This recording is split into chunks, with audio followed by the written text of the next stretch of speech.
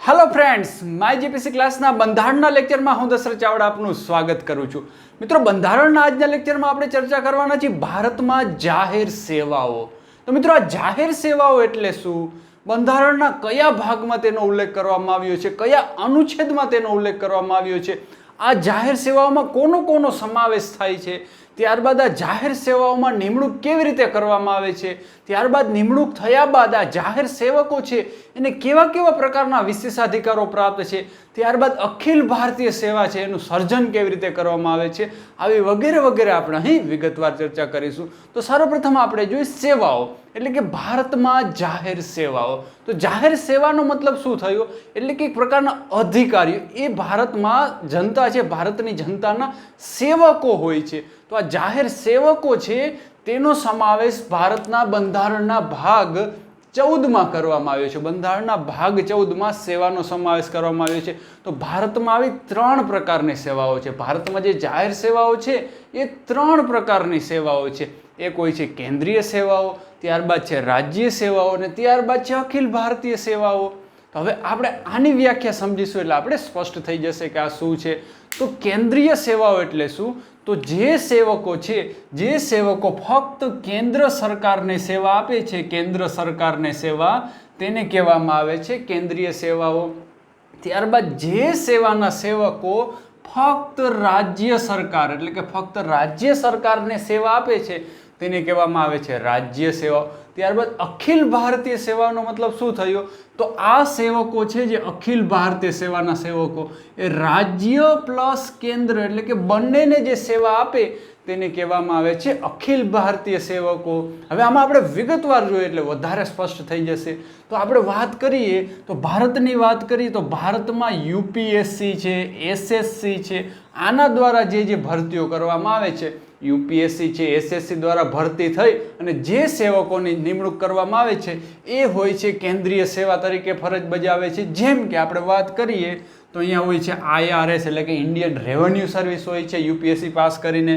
ત્યારબાદ આપણે વાત કરીએ તો એસએસસીમાંથી પાસ કરીને ઇન્કમ ટેક્સ ઓફિસર કોઈ બન્યા હોય છે। આ બધા જ જે સેવકો છે, બીજી આપણે વાત કરીએ આઈએફએસ, તો આઈએફએસ એટલે ઇન્ડિયન ફોરેન સર્વિસ થઈ। આ બધા જે સેવકો છે એને કેન્દ્રીય સેવાના સેવકો કહેવામાં આવે અથવા તો આ સેવાને કેન્દ્રીય સેવા કહેવામાં આવે છે, જેની નિમણૂક યુપીએસસી અને એસએસસી જેવી પરીક્ષાઓ દ્વારા કરવામાં આવતી હોય છે। હવે આપણે વાત રહી કે યુપીએસસીની વાત કરીએ તો આપણે અહીંયા આઈએએસ છે, આઈપીએસ છે, એનો ઉલ્લેખ શા માટે ના કર્યો? મિત્રો, આઈએએસ અને આઈપીએસ એ કેન્દ્રીય સેવાઓ નથી, એ સેવાઓ છે અખિલ ભારતીય સેવાઓ કહેવામાં આવે છે।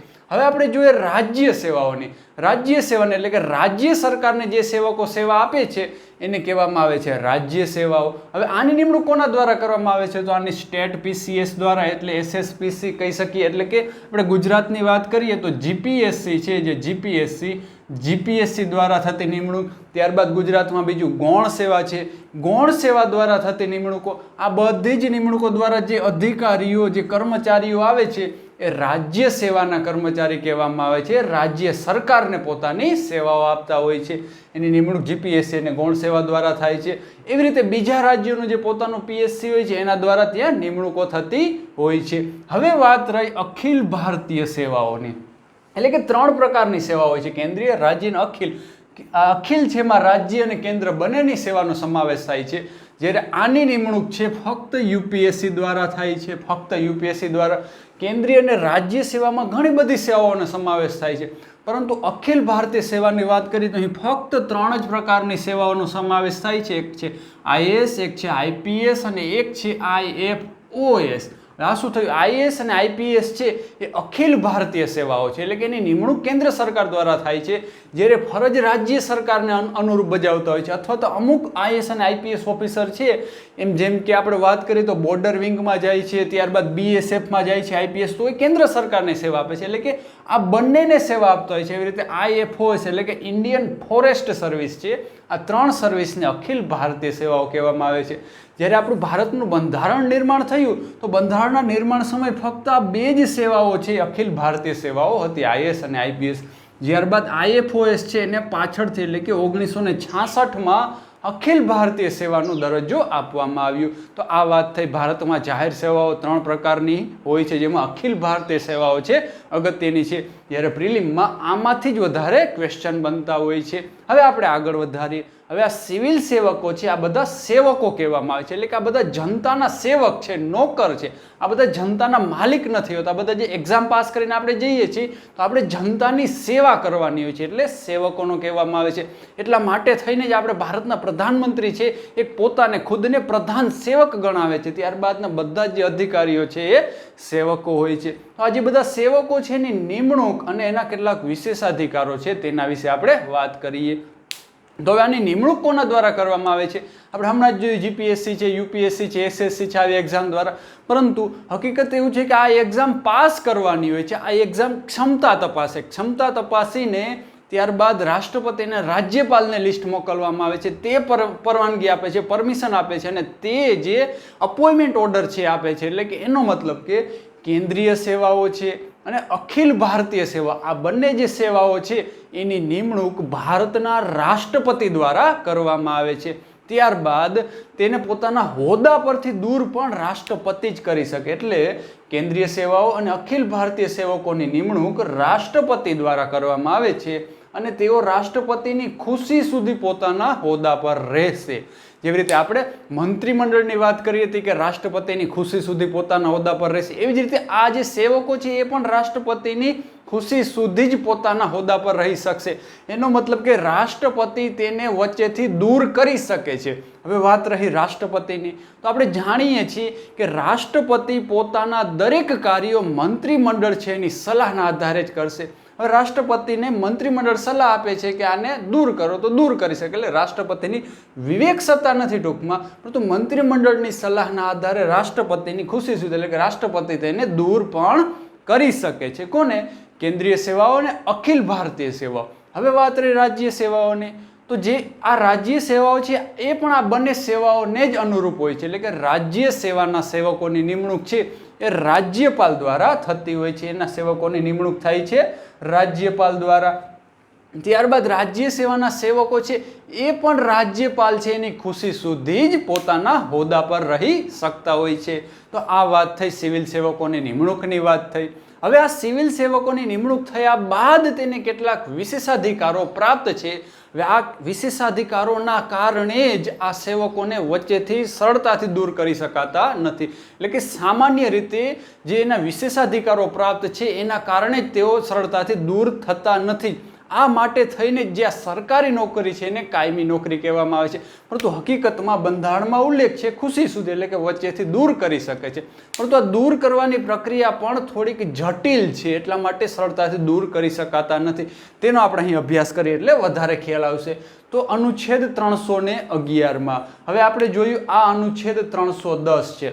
બંધારણનો અનુચ્છેદ 310માં નિમણૂકની વાત કરવામાં આવી છે રાષ્ટ્રપતિ દ્વારા અને રાજ્યપાલ દ્વારા નિમણૂક થશે અનુચ્છેદ 310. એવી રીતે અનુચ્છેદ 311માં 2 વિશેષાધિકારોનો ઉલ્લેખ કરવામાં આવ્યો છે. આ સેવકોને કેવા વિશેષાધિકારો પ્રાપ્ત છે જોઈએ તો નિમણૂક કરનાર સત્તાધિકારી, એટલે કેન્દ્રીય અને અખિલ ભારતીય સેવાનો નિમણૂક કરનાર સત્તાધિકારી છે રાષ્ટ્રપતિ. તો નિમણૂક કરનાર સત્તાધિકારીનો અધિકતમ હોય એવા કોઈ અધિકારી દ્વારા બળતરફ કે પાયરી ઉતાર થઈ શકશે નહીં.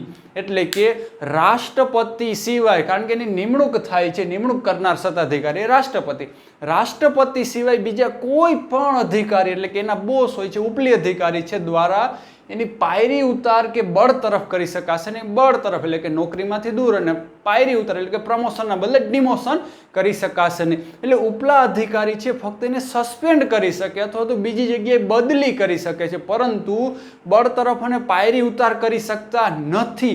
આ કારણે આ નોકરીને કાયમી નોકરી પણ કહેવામાં આવે છે. એટલા માટે થઈને જ એકવાર સેવકો બની જાય પછી તેને નોકરી દૂર થવાનો ડર રહેતો નથી. હવે બીજો વિશેષાધિકાર જોઈએ તો બીજા વિશેષાધિકારમાં કહેવામાં આવ્યું છે કે સિવિલ સેવકને તેના આરોપની જાણ હવે તેની વિરુદ્ધ ભ્રષ્ટાચારનો કે કોઈ પણ આરોપ લગ્યા હોય તો આરોપની જાણ કરવામાં આવી હોય, એને જાણ કરવામાં આવે કે તમારી ઉપર આવા આરોપ લગાડવામાં આવ્યા છે અને આવા આરોપના સંબંધમાં તેને બચાવની વ્યાજબી તક આપવામાં આવી હોય, ત્યારબાદ તેને બચાવની વ્યાજબી તક આપવામાં આવી હોય અને એવી તપાસ કર્યા વગર એ સિવિલ સેવકને બળતરફ કે પાયરી ઉતાર કરી શકાશે નહીં. એનો મતલબ કે એની ઉપર જે આરોપ લગાડવામાં આવશે એને જાણ કરવામાં આવશે અને જાણ કર્યા બાદ તેને બચાવની તક આપવામાં આવશે. એ ટૂંકમાં કહી કે કોઈ પણ સત્તાધિકારી છે, કોઈ પણ સેવક વિરુદ્ધ ભ્રષ્ટાચારના આરોપ લગાડવામાં આવ્યા છે તો તેને જાણ કરવામાં આવે કે આ બાબતમાં આ પ્રકારનો તમારી વિરુદ્ધ ભ્રષ્ટાચારનો આરોપ છે. હવે એ સેવકને બચાવની પૂરતી તક આપવામાં આવશે. હવે ત્યારબાદ આ તકની બધી પ્રોસેસ ફોલો કરવામાં આવશે. કોર્ટમાં જશે, હાઈકોર્ટ, સુપ્રીમ કોર્ટ બધું જ ફોલો કરીએ તો જે એનો સમય મર્યાદા હોય છે, એટલે કે 60 વર્ષ સુધી જે એને નોકરી કરવાની હોય છે એ સમય મર્યાદા પૂરી થઈ જતી હોય છે. એટલે કે આનો નિવેડો આવતો નથી, આનો અંત ઝડપથી લાવી શકાતો નથી, એટલે જટિલ પ્રક્રિયા હોય છે. આ કારણે જે સિવિલ સેવકો છે એને નોકરી દૂર થવાનો ભય એટલે કે ડર રહેતો નથી. હવે આ કારણે જે આ બે વિશેષાધિકારો છે, આ બે વિશેષાધિકારો એવું કહેવામાં આવે છે કે આના કારણે જ ભ્રષ્ટાચાર છે, ભ્રષ્ટાચારને બળ મળ્યું છે. આ બેના લીધે સેવકોને કોઈ પ્રકારનો ડર રહેતો નથી, એટલે ભ્રષ્ટાચારને બળ મળ્યું છે, ભ્રષ્ટાચાર વધતો જાય છે. આ કારણે જે આપણું સેકન્ડ આરસી છે એટલે કે બીજું વહીવટી સુધારણા પંચ છે, જેના અધ્યક્ષ હતા વીરપ્પા મોઇલીની અધ્યક્ષતાનું બીજું વહીવટી સુધારણા પંચ, એની 10મી રિપોર્ટ હતી. એની કેટલામી 10મી રિપોર્ટ હતી સેકન્ડ આરસીની. એમાં એવું કહેવામાં આવ્યું કે અનુચ્છેદ 311 ને દૂર કરી દેવામાં આવે. એટલે કે વીરપ્પા મોઇલીએ કહ્યું કે અનુચ્છેદ 311 ને બંધારણમાંથી દૂર કરી દેવો જોઈએ. એટલે કે સેવકોને આ પ્રકારના વિશેષાધિકારો ન આપવો જોઈએ. આ વિશેષાધિકારો જ એક પ્રકારે ભ્રષ્ટાચારને બળ આપે છે. તો આપણે ભ્રષ્ટાચારને જો દૂર કરવું હોય તો આ વિશેષાધિકારોને દૂર કરવા જ પડશે. એટલે સેકન્ડ આરસીમાં આવું સજેશન આપવામાં આવ્યું છે. તો હવે આપણે આ વાત કરી નિમણૂકની અને તેના વિશેષાધિકારોની વાત કરી. હવે આપણે અંતમાં વાત કરીશું અખિલ ભારતીય સેવા છે એની નિમણૂક કેવી રીતે કરવામાં આવે છે. કેન્દ્રીય અને રાજ્ય સેવાની તો આપણે સ્પષ્ટ વાત થઈ ગઈ કે કેન્દ્રને સેવા આપશે ને રાજ્યને, પરંતુ અખિલ ભારતીય તો બંનેને સેવા આપે છે. તો હવે આમાં કઈ કઈ સેવાનો સમાવેશ કરવો, જેમ આઈએએસ છે, આઈપીએસ છે, આઈએફઓએસ છે, તો કેવી કેવી સેવાઓનો સમાવેશ કરવો એ કેવી રીતે નિર્ધારિત થશે. તો આ સેવાનો કેવી રીતે સમાવેશ કરવો એની વિશેષ સત્તા રાજ્યસભા પાસે છે. જેમ આપણે સંસદમાં લોકસભા નીચલું ગૃહ અને ઉપલું ગૃહ રાજ્યસભા છે, તો આપણે રાજ્યસભા અને લોકસભા બંનેની સત્તા, બંનેને કેટલા પાવર છે એનું કમ્પેરિઝન, એટલે કે બંનેનું કમ્પેરિઝન કરવામાં આવે તો આપણે ત્યાં ખ્યાલ આવે છે કે રાજ્યસભા પાસે અખિલ ભારતીય સેવાની નિમણૂકમાં વિશેષ સત્તા છે. શું વિશેષ સત્તા રહેલી છે? એટલે કે અહીંયા રાજ્યસભાને જ સત્તા આપવામાં આવે છે, નહીં કે લોકસભાને. શા માટે રાજ્યસભાને? તો રાજ્યસભા છે રાજ્યોનું પ્રતિનિધિત્વ સંઘ સ્તરે કરે છે. એટલે એમાં સંઘ પણ આવી ગયું અને રાજ્ય પણ આવી ગયું, બંને આવી ગયું છે. જ્યારે અખિલ ભારતીય સેવાઓ છે એમાં પણ સંઘ અને રાજ્ય બંને આવી જાય છે. આ માટે જ, આ કારણે જ રાજ્યસભાને વિશેષ સત્તા આપવામાં આવી છે. શું સત્તા છે?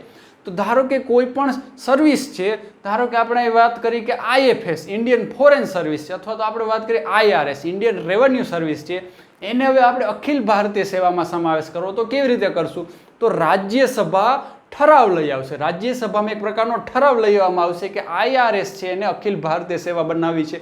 હવે રાજ્યસભામાં હાજર રહીને મત દેનારના 2/3 બહુમતી પ્રાપ્ત થાય. કેટલા? હાજર રહીને મત આપનારની 2/3 બહુમતીથી જો ઠરાવને પસાર કરી દેવામાં આવે ને, હવે પછી સંસદને પરવાનગી મળી જાય છે.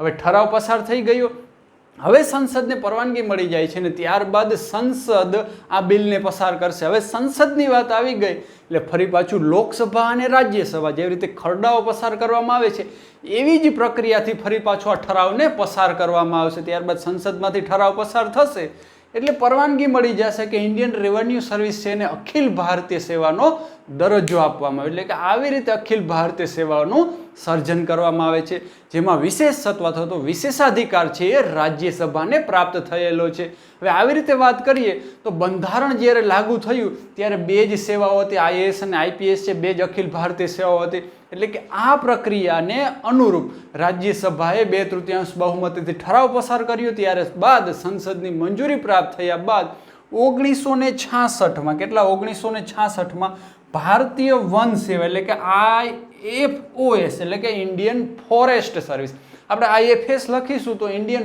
ફોરેન સર્વિસ થઈ જશે, એટલે આપણે સ્મોલ ઓ નો પણ ઉલ્લેખ કરીએ એટલે કે ઇન્ડિયન ફોરેસ્ટ સર્વિસ છે એને 1966માં અખિલ ભારતીય સેવાનો દરજ્જો આપવામાં આવ્યો. જે હાલમાં ભારતમાં 3 પ્રકારની અખિલ ભારતીય સેવાઓ છે, પરંતુ અનુચ્છેદ 312માં જ્યાં બધી પ્રક્રિયા અનુસરવામાં આવે છે અખિલ ભારતીય સેવાનું સર્જન, એનો અનુચ્છેદ છે 312. મિત્રો અનુચ્છેદ 312 ખૂબ જ અગત્યનો છે, વારંવાર એક્ઝામમાં પૂછાતો હોય છે કે અખિલ ભારતીય સેવાનું સર્જન કયા અનુચ્છેદ અનુરૂપ કરવામાં આવે છે, તો અનુચ્છેદ 312. તો આ જ અનુચ્છેદ 312માં એવો પણ ઉલ્લેખ કરવામાં આવ્યો છે કે જેવી રીતે IS, IPS અને IFOS છે એવી જ રીતે IJS એટલે કે ઇન્ડિયન જ્યુડિશિયલ સર્વિસ એટલે કે ભારતીય ન્યાયિક સેવાનું સર્જન પણ કરી શકાશે, એવું અનુચ્છેદ 312માં ઉલ્લેખ કરવામાં આવ્યો છે.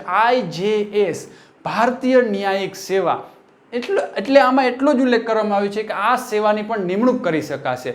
ત્યારબાદ આ સેવાની નિમણૂક થયા બાદ એનો દરજ્જો કેટલો રહેશે. ભારતમાં અત્યારે ન્યાયતંત્રની વાત કરીએ તો ચીફ જસ્ટિસ ઓફ ઇન્ડિયા સૌથી મોખરે હોય છે, તો હવે IJS મોખરે રહેશે કે ચીફ જસ્ટિસ ઓફ ઇન્ડિયા મોખરે રહેશે, બંને વચ્ચે કેવી રીતે સત્તાનું વિભાજન થશે એ વિગતવાર વર્ણન અહીં કરવામાં આવ્યું નથી, પરંતુ હજુ સુધી IJS છે અને અખિલ ભારતીય સેવામાં પણ સેવા તરીકે પણ સમાવેશ કરવામાં આવ્યો નથી. ફક્ત એટલો જ ઉલ્લેખ કરવામાં આવ્યો છે કે IJSની અખિલ ભારતીય સેવા તરીકે નિમણૂક કરી શકાશે.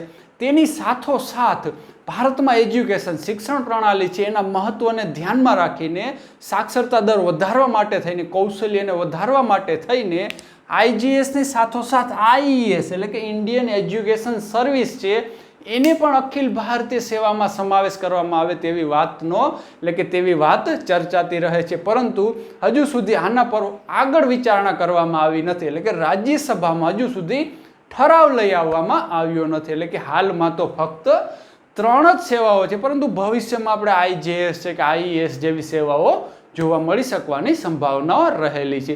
તો આ વાત થઈ ભારતમાં જાહેર સેવાઓની આપણે વાત કરી. તો આના પછીના વિડીયો લેક્ચરમાં આપણે આ ચર્ચા છે એને આપણે આગળ વધારીશું. તો મિત્રો આ વિડીયો આપણે કેવો લાગ્યો, સારો લાગ્યો તો જરૂરથી લાઈક કરજો, અને હજુ સુધી આપણે માય જીપીસી ક્લાસ ચેનલને સબસ્ક્રાઇબ ન કરી હોય તો જરૂરથી સબસ્ક્રાઇબ કરજો. Thank you.